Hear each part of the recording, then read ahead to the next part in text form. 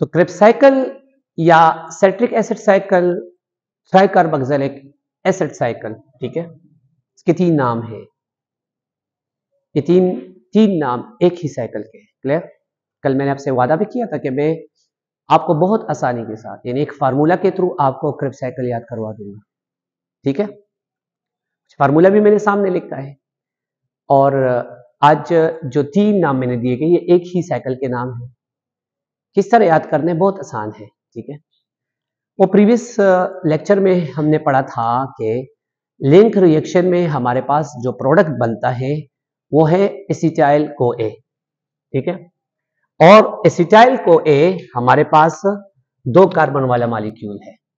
हमने कार्बन का स्टार्ट लिया था, 6 कार्बन ग्लूकोज के मॉलिक्यूल को ग्लाइकोलाइसिस के थ्रू काट के पायरुवेट बनाया था और पायरुवेट से होता हुआ हम यहां तक आए थे।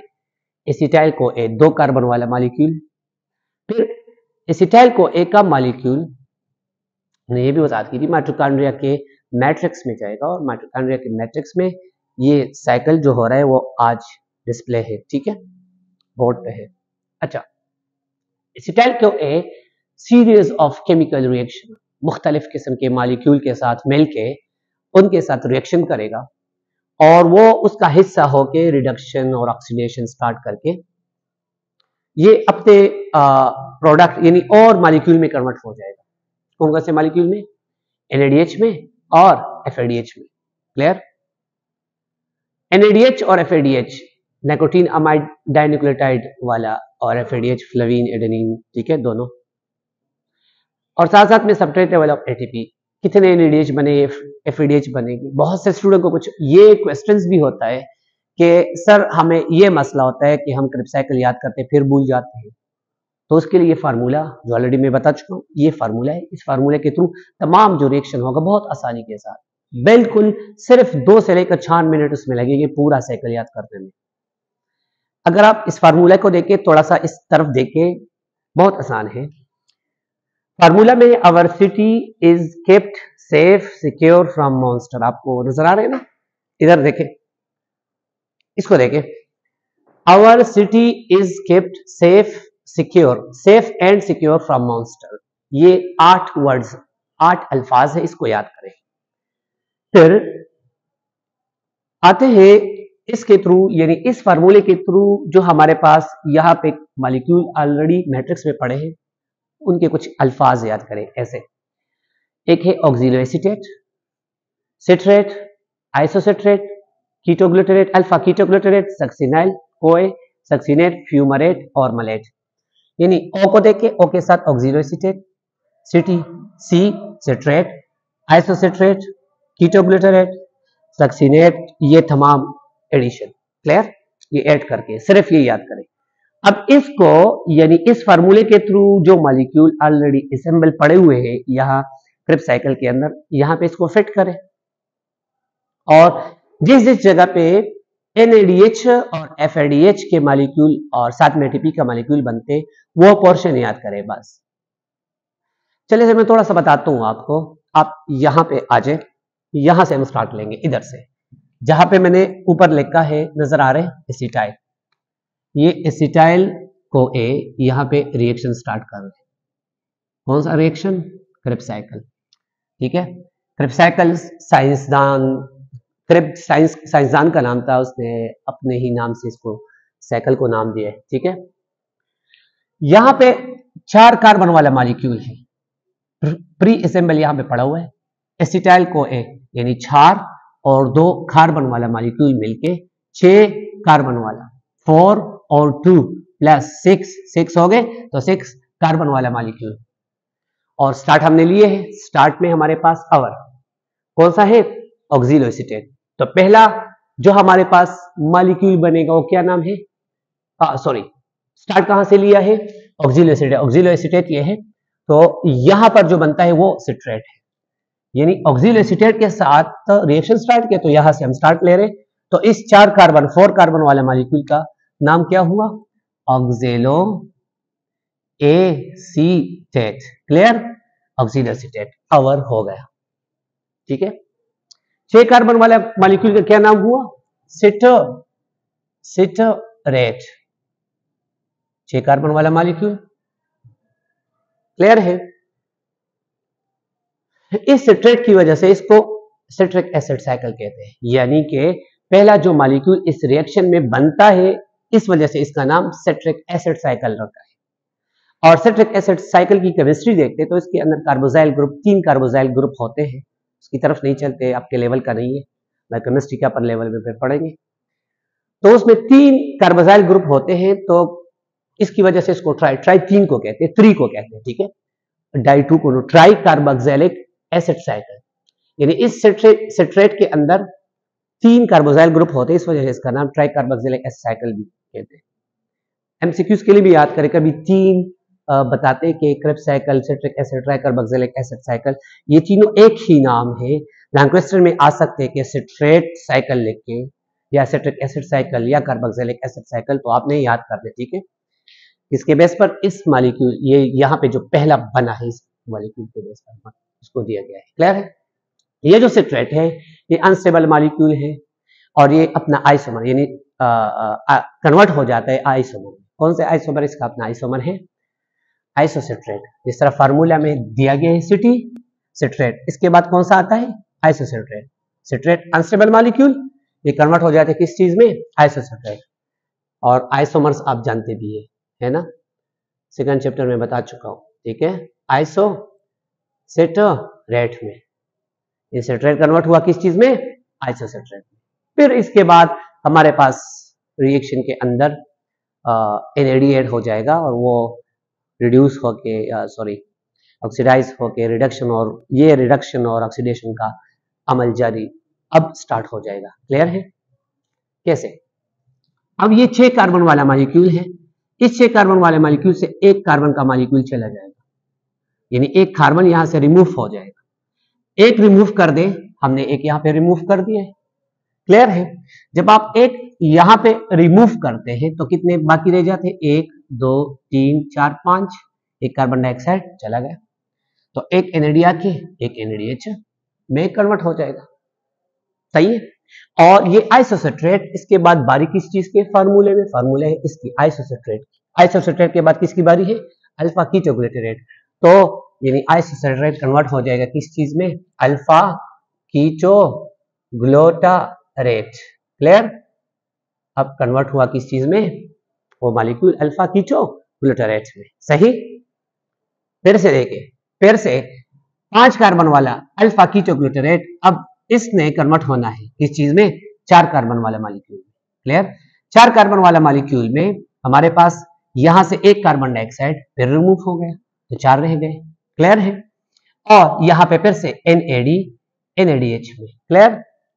और ये ऑलरेडी मैं बता चुका हूं कि ये H का मॉलिक्यूल जब कार्बन ऑक्सीजन रिलीज होते हैं, H का मॉलिक्यूल भी इसके साथ रिलीज होते हैं। पिछले वीडियोस और हमारे पास जितने भी हो चुके हैं उसमें भी आप देख सकते हैं, अगर आप किसी के पास लेक्चर है तो उसमें ढूंढ दे, ठीक है। अच्छा, यहाँ पे मैंने को ए लिखा है, इधर भी मैंने को ए लिखा है, इसकी तरफ भी थोड़ा ध्यान दे दे। ये जो एसिटाइल यहाँ पे ऑक्सिलरी सिट्रेट के साथ ऐड हो रहा था, सिट्रेट बना रहा, तो को ए को उन्होंने रिमूव किया। जब रिमूव करते हैं तो फिर इस रिएक्शन में यहां पर जब अल्फा कीटोग्लूटारेट यह इस मॉलिक्यूल 4 कार्बन वाले में अल्फा कीटोग्लूटारेट के बाद किसकी बारी है? सक्सिनाइल। तो सक्सिनाइल के साथ ऐड हो जाते हैं और क्या मॉलिक्यूल का नाम हो जाता है? सक्सिनाइल को ए। क्लियर है? तो यहाँ पे को ए फिर ऐड हुआ, 4 कार्बन वाला मॉलिक्यूल है। क्लियर? यहां से जब को ए ऐड हुआ तो सक्सिनाइल को ए फिर यहाँ पे 4 कार्बन वाला मॉलिक्यूल में कन्वर्ट होता है, लेकिन को ए को फिर रिमूव करते हैं। जब को ए को रिमूव करते हैं तो को ए फिर यहाँ से होता हुआ वापस रिएक्शन में चला जाता है और एसिटाइल के साथ ऐड हो जाता है, फिर वहां से फिर रिएक्शन में हिस्सा लेते हैं। को ए का हिस्सा खत्म, ठीक है। को ए यहाँ पे इलेक्ट्रॉन छोड़ लेते हैं, फिर यहाँ पे गुआनोसिन डाइफॉस्फेट वो इसके साथ पी ऐड हो जाते हैं, इस इलेक्ट्रॉन को लेके वो अलग की साइज की तरफ नहीं चलते, तो जीडीपी से जीटीपी बनाते हैं, गुआनोसिन डाइफॉस्फेट से ट्राइफॉस्फेट बनाते हैं, जो कि इज इक्वल टू है गुआनोसिन के साथ फिर एडेनिन इसकी जगह पे ऐड हो जाते हैं, तो वो कन्वर्ट हो जाते हैं किस चीज में? एटीपी में। तो सक्सिनाइल को ए जब कन्वर्ट हो जाता है, सक्सिनाइल को ए से को ए रिलीज होता है, तो सक्सिनाइल कन्वर्ट हो जाते हैं, किसकी बारी है? सक्सिनेट में। क्लियर है? सक्सिनेट में, ये पॉइंट क्लियर? ये 4 कार्बन वाला सक्सीनेट है। फिर इसके साथ एफएडी फ्लेविन ऐड होते हैं। एफएडी क्या चीज है वो ऑलरेडी बताया। एफएडी और एनएडी दोनों ऐसा है जैसे कि ब्रदर सिस्टर, दोनों ही डाइन्यूक्लियोटाइड है। क्लियर है? एफएडी कन्वर्ट हो जाते हैं किस चीज में? एफएडीएच में। और ये सक्सीनेट कन्वर्ट हो जाते हैं किस चीज में? फ्यूमरेट। क्लियर है? क्योंकि बारी किस चीज की है फार्मूले में? फ्यूमरेट की बारी है, और एफ फ्रॉम फ्यूमरेट। यहां पे वाटर ऐड हो जाते हैं। जब वाटर ऐड हो जाते हैं तो ये फ्यूमरेट कन्वर्ट हो जाते हैं किस चीज में? मलेट में। जबरदस्त, ठीक है? इस चीज में, मलेट में। और जब मलेट वापस रिएक्शन स्टार्ट करने के लिए तैयार होते हैं तो मलेट वापस अपने ही ऑक्सिलो एसीटेट में, लेकिन यहाँ पे एनएडीएच में कन्वर्ट हो जाते हैं। याद रखिए लिंक रिएक्शन में अपने ये, अगर आपको याद हो, पायरुवेट से, दो एसिटाइल बनते थे। याद है ना आपको? याद कर ले थोड़ा सा। तो यहां पे मैं लिखता हूं 2 एसिटाइल आए थे, तो एक एसिटाइल को हमने यहाँ पे इसका एक चक्कर लगाया, पूरा क्रेब्स साइकिल यहाँ पे इसको ये विजिट कराया कि आजे देखे क्या क्या हो रहा है। क्लियर? अब 2 है तो 2 हर किसी के साथ अब 2 लिखे, यानी 2 एसिटाइल है, 2 सिट्रेट डबल, यहाँ पे कितने मॉलिक्यूल बनाएगा? 2 NADH, 2 NAD आके 2 NADH बनाएगा यहाँ पे। फिर देखे 2 NAD यहाँ पे आके फिर 2 NADH बनाएगा, सिर्फ 2 लिखता हूँ, 2 लिखता हूँ, ठीक है?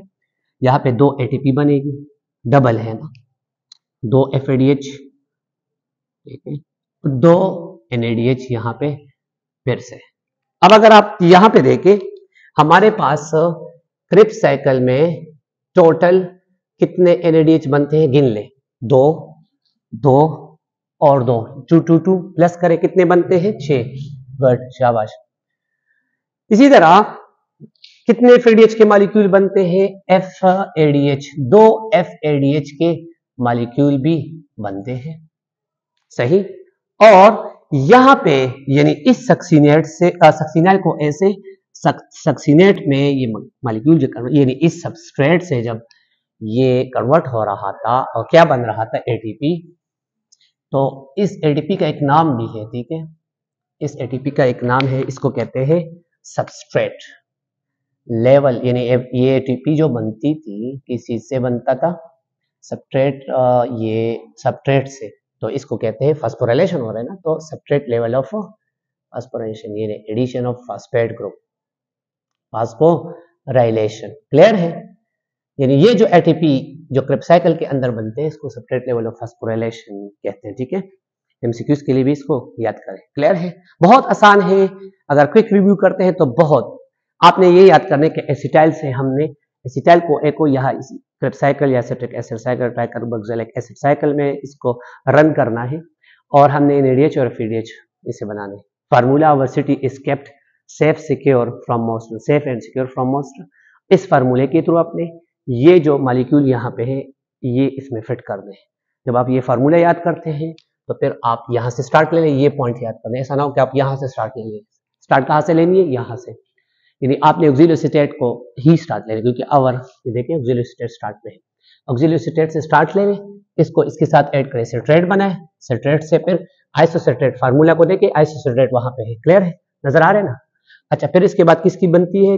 कौन सा मॉलिक्यूल बनता है? Ketoglutarate, alpha ketoglutarate. इसके बाद क्या बनता है? सक्सीनाइल को ए। फिर इसके बाद क्या बनते हैं? सक्सीनेट। सक्सीनेट के बाद फ्यूमरेट और मलेट इस फार्मूले के थ्रू बनते हैं। और इसमें सिर्फ एडिशन ये याद करें कि कार्बन डाइऑक्साइड कहाँ पे रिलीज हो रहे हैं? कार्बन डाइऑक्साइड यहाँ पे रिलीज हो रहे हैं।